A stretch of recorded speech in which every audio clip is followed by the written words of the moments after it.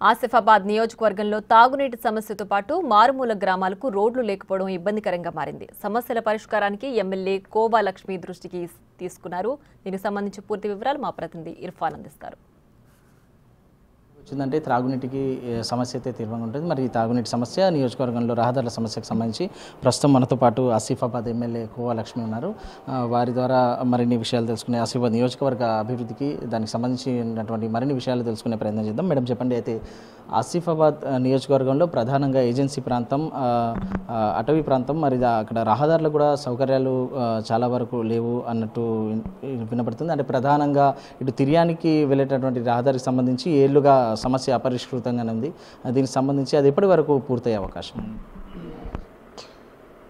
ఇప్పుడు మా ఆసిఫాబాద్ నియోజకవర్గంలో వాస్తవంగా ఈ మారుమూల ప్రాంతం అయినటువంటి నియోజకవర్గం, దీంట్లో కొత్తగా మనకు తెలంగాణ రాష్ట్రం ఏర్పడినప్పుడు మరి మనకు జిల్లా కూడా ఏర్పాటు చేసుకోవడం జరిగింది. ఈ ప్రాంతంలో ఎక్కువ శాతం మనకు గుట్టలు మెట్టలు ఉన్నాయి.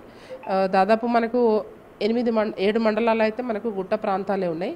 ఒక 4 మండలాల్లో కింద వాంకడి కావచ్చు, కెరామేరి, ఆసిఫాబాద్, రెబ్బెన, ఈ 4 మండలే ఇవి కింద ప్రాంతంలో రోడ్ సైడ్ ఉన్నాయి. కాబట్టి ఇవన్నీ ఇప్పుడు తిర్యాని కావచ్చు, అటు లింగాపూర్ కావచ్చు, తర్వాత సిర్పూర్యు కావచ్చు, లేకపోతే జైనూరు, అటు మా 2 మండలాలు, ఇంకా ఆదిలాబాద్ డిస్టిక్లో కూడా గదేగూడ మండల్, తర్వాత మనకు నార్నూర్ మండల్, 2 మండలాలు ఉన్నాయి. మొత్తం టోటల్గా మా నియోజకవర్గానికి 10 మండలాలు ఉన్నాయి. ఈ 10 మండలాల్లో కూడా మారుమూల ప్రాంతాల్లో ఎక్కువ శాతము ట్రైబల్స్, ఆదివాసులు, తాండాలు, గూడాలు అన్ని జనరల్గా అందరూ ఉన్నారు.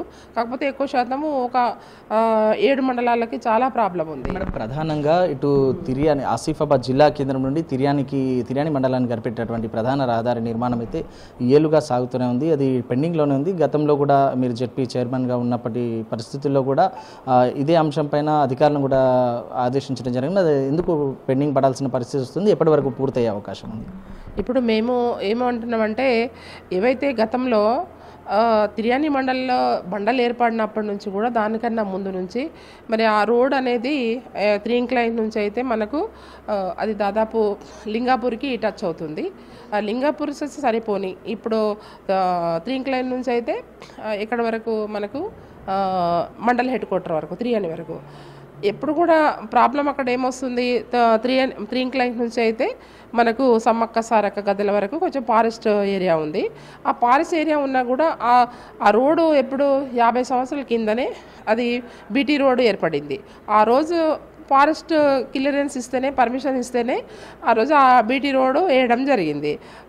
వేసినప్పటికీ కూడా ఇప్పుడు బీటీ రోడ్డు శాంక్షన్ అయితే దానికి రీబీటీ శాంక్షన్ అయితే మళ్ళీ ఫారెస్ట్ వాళ్ళు పోయి ఆపడము, ఇట్లాంటి చేయడంలో ఆ ఫారెస్ట్ ఒకటైతే ఏదైతే బిట్టు ఉందో 3 ఇంక్లైన్ నుంచి సమ్మక్క సారక్క గద్దెల వరకు ఆ రోడ్డు ఎప్పుడు కూడా ఆ ఫారెస్ట్ వాళ్ళు ఆపడంలో అది ఎప్పుడు కూడా రిన్యూవల్స్ కానీ ఇవన్నీ చాలా ప్రాబ్లం అవుతున్నాయి.